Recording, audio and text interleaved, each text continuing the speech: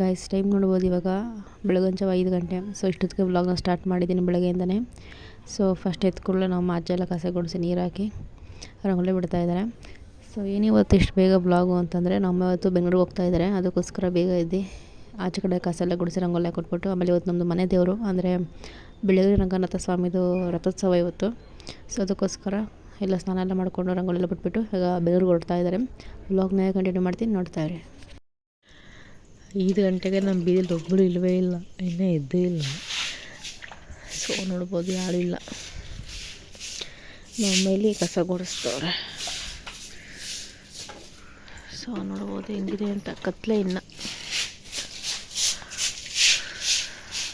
ಅಲ್ಲಿ ನಕ್ಷತ್ರ. ನಮ್ಮ ಅಪ್ಪ ಅಲ್ಲಿ ಕುಂತವ್ರೆ, ಇಲ್ಲ ಅಮ್ಮ ನೀರು ಹಾಕಿ ತೊಳಿತಾವ್ರೆ.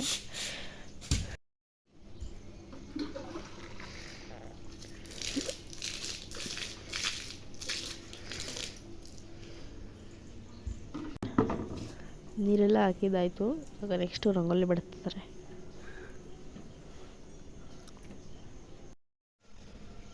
ಇವಾಗ ರಂಗೋಲಿ ಸ್ಟಾರ್ಟ್ ಗೈಸ್.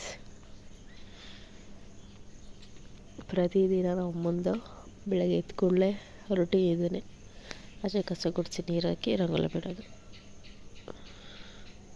ಆ ಕಡೆ ಈ ಕಡೆ ಬಾರ್ಡ್ರು, ಇಲ್ಲಿ ರಂಗೋಲಿ.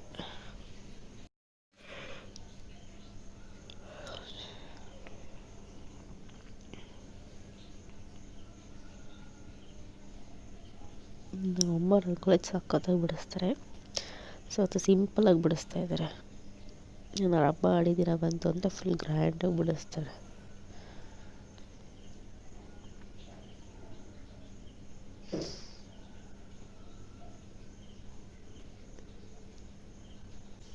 ಮಮ್ಮಿ ನನ್ನ ಕಪ್ಪಿ ಅಂತ ನೋಡಿ ಗಸ್ ಬೆಳಗ್ಗೆನೆ.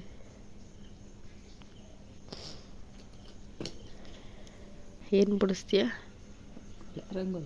ರಂಗೋಲಿ ಸಿಂಪಲ್ಲಾಗ ದೊಡ್ಡದಾಗ?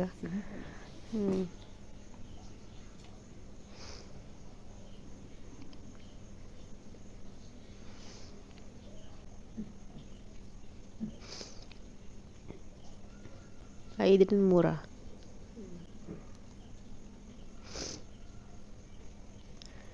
ನಮ್ಮಂಗೆ ರಂಗೋಲಿ ನೋಡೋದು ಜಾಸ್ತಿ, ಆಮೇಲೆ ಬಿಡಿಸೋದು ಜಾಸ್ತಿ. ಮೊಬೈಲ್ ಕೊಟ್ಟರೆ ಬರೀ ರಂಗೋಲಿಗಳದ್ದೇ ನೋಡ್ತಿದ್ದೆ ಹೊರತು ಇನ್ನೇನು ನೋಡಲ್ಲ ನಮ್ಮಮ್ಮ.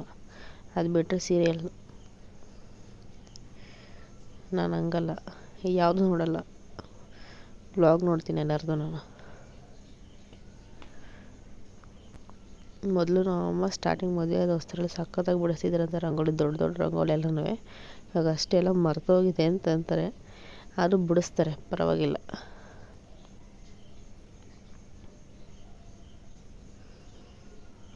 ನೋಡ್ಬೋದು ಸಖತ್ತಾಗಿ ಬಿಡಿಸ್ತಾ ಇದ್ದಾರೆ ಅಂತ.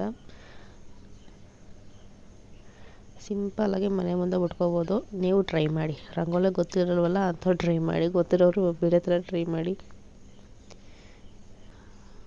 ನನಗಂತೂ ಬೆಳಗ್ಗೆ ಎತ್ಕೊಳ್ಳೆ ರಂಗೋಲಿ ಬಂದು ನೋಡೋದೆ ಅಷ್ಟೇ, ಇನ್ನೇನು ಇಲ್ಲ. ಚೆನ್ನಾಗಿ ಬಿಟ್ಟಿರ್ತಾರೆ ಅವ್ರ ಅಮ್ಮ. ನೋಡ್ಬಿಟ್ಟು ನಮ್ಮಂಗೆ ಶಬಾಷ್ ಅಂತ ಹೇಳ್ತೀನಿ. ಅದ್ರ ಜೊತೆಗೆ ಕೆಮ್ಮಣ್ಣದು ರಂಗೋಲಿ ಕೂಡ ಹಾಕ್ತಾರೆ. ಸೊ ಫೈನಲಾಗಿ ರಂಗೋಲಿ ಬಿಟ್ಟಿದ್ದಾಗಿದೆ ಸಿಂಪಲ್ಲಾಗಿ. ಹೇಗಿದೆ ಅಂತ ಕಾಮೆಂಟ್ ಬಾಕ್ಸಲ್ಲಿ ಕಮೆಂಟ್ ಮಾಡಿ.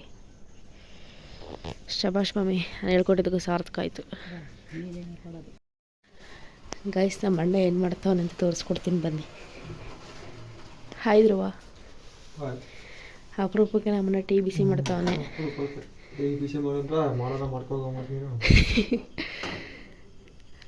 ಸೊ ನೋಡಿ ನಮ್ಮ ಅಣ್ಣ ಎಷ್ಟು ಹೆಲ್ಪ್ ಮಾಡ್ತಾನೆ ನನಗೆ ಅಂತ. ಸೊ ಇವತ್ತೇನಪ್ಪ ಇಷ್ಟು ಬೇಗನೆ ಅಂತಂದರೆ, ನೀನು ಮತ್ತು ಧ್ರುವ ಎಲ್ಲಿ ಹೋಗ್ತಿದ್ದೀರಾ?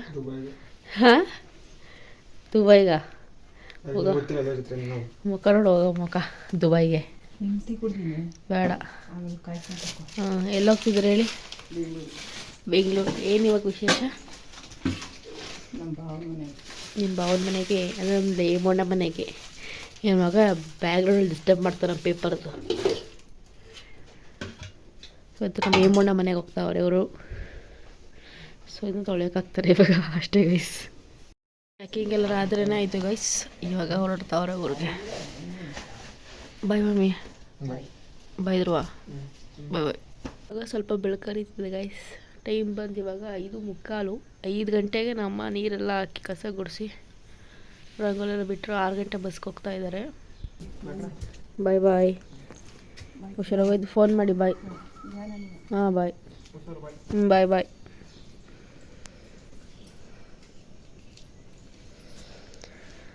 ಇನ್ನು ನಾನು ನಮ್ಮ ಅಪ್ಪ ಇಬ್ಬರೇ ಗೈಸ್ ಮನೆಯಲ್ಲಿ. ಬಾಯ್ ಬಾಯ್ ಬಾಯ್ ಬಾಯ್. ಏನೂ ಮಾಡೋಕ್ಕಾಗಲ್ಲ, ಸಮಯ ಸಂದರ್ಭ ಹಂಗಿರುತ್ತೆ. ಇವಾಗ ನಾವು ಬಾಗಿಲನ್ನ ಕ್ಲೋಸ್ ಮಾಡಿ ಮಲ್ಕೋತೀವಿ. ಹಾಯ್ ಫ್ರೆಂಡ್ಸ್, ನಾನು ನಿಮ್ಮ Ramesh Shetty. Welcome back to channel Ramesh Shetty vlogs. ಯಾರೆಲ್ಲ ನಮಗೆ ಸಬ್ಸ್ಕ್ರೈಬ್ ಆಗಿರಲಿಲ್ಲ ಸಬ್ಸ್ಕ್ರೈಬ್ ಆಗಿ ಪಕ್ಕದಲ್ಲಿ ಕಾಣೋ ಬರೋ ಲೈಕನ್ನು ಕ್ಲಿಕ್ ಮಾಡಿ. ಸೊ ಇವತ್ತೇ ವ್ಲಾಗ್ ಮಾಡ್ತಿದ್ದೆ, ಡೈಲಿ ವ್ಲಾಗ್ ಸ್ಟಾರ್ಟ್ ಮಾಡಿದ್ದೀನಿ. ಸೊ ಜಸ್ಟ್ ಇವಾಗ ಸ್ನಾನ ಆಯಿತು, ಪೂಜೆ ಮಾಡಬೇಕು ಇವಾಗ ಹಾಕ್ತೀನಿ. ಸೊ ಬನ್ನಿ ವ್ಲಾಗ್ನ ಶುರು ಮಾಡೋಣ. ಚೆನ್ನಾಗಿ ಏನಕ್ಕೆ ಬೆಂಗಳೂರಿಗೆ ಅಂತಂದರೆ ದೊಡ್ಡಮ್ಮಂಗೆ ಆಪ್ರೇಷನ್ ಆಗಿತ್ತು, ಅದಕ್ಕೋಸ್ಕರ ನೋಡ್ಕೊಂಬರೋಣ ಅಂತ ನಮ್ಮ ಮತ್ತು ನಮ್ಮ ಅಣ್ಣ ಇಬ್ಬರು ಹೊರಟರು ಫಸ್ಟ್ ಗಾಡಿಗೆ. ಅಂದರೆ ಅವ್ರು ಸುಮಾರು 5 ಗಂಟೆಗೆ ಹೊರಟರು ಬೆಳಗಿನ ಜಾವ. ನಾನು ವ್ಲಾಗ್ನ ಆವಾಗಲೇ ಕಂಟಿನ್ಯೂ ಮಾಡಿದೆ.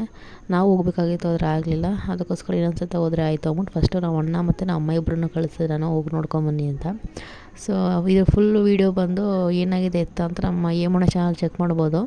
ಅವರು ಕ್ಲಿಯರಾಗಿ ಎಲ್ಲ ಹೇಳಿದ್ದಾರೆ. ಅದಕ್ಕೋಸ್ಕರ ಇವತ್ತು ನಮ್ಮ ಮತ್ತು ನಮ್ಮ ಅಣ್ಣ ಇಬ್ಬರು ಬೆಂಗಳೂರಿಗೆ ಹೊರಟರು. ವ್ಲಾಗ್ನ ಕಂಟಿನ್ಯೂ ಮಾಡ್ತೀನಿ, ನೋಡ್ತಾ ಇರಿ. ನೆಕ್ಸ್ಟ್ ಇವಾಗ ಹೊಸ್ತೆಲ್ಲ ತೊಳ್ಕೊಂಡಿದ್ದಾಗಿದೆ, ನೆಕ್ಸ್ಟು ಪೂಜೆ ಮಾಡಬೇಕು. ಸೊ ಪೂಜೆ ಕೂಡ ಆಯಿತು, ನೋಡ್ಬೋದು. ಇವತ್ತು ಮನೆದವರಾಗಿರೋದ್ರಿಂದ ಸಿಂಪಲಾಗಿ ಮಾಡ್ಕೊಂಡಿದ್ದೀನಿ ಪೂಜೆನ. ಹಾಗೆ ಪೂಜೆ ಎಲ್ಲ ಆದಮೇಲೆ ಆಚೆ ಕಡೆ ಹೋಗಿದ್ರಿ ತಿರ್ಗಾಡ್ಕೊಂಬರೋಣ ಅಂತ. ಸೊ ಈ ನೇಚರ್ ನೋಡ್ಬೋದು ನೀವು. ಸಂಜೆ ಹೋಗಿದ್ದು ನಾನು ತಿರ್ಗಾಡ್ಕೊಂಬರೋಕ್ಕೆ ಆಚೆ ಕಡೆ. ಸೂರ್ಯ ಮುಳುಗ್ತಿದ್ದಾನೆ, ಹೊಲ ಗದ್ದೆಲ್ಲ ಎಷ್ಟು ಸಖತ್ತಾಗಿ ಹಸಿರು ಕಾಣ್ತಿತ್ತು, ನೋಡೋಕ್ಕೂ ತುಂಬ ಚೆನ್ನಾಗಿತ್ತು.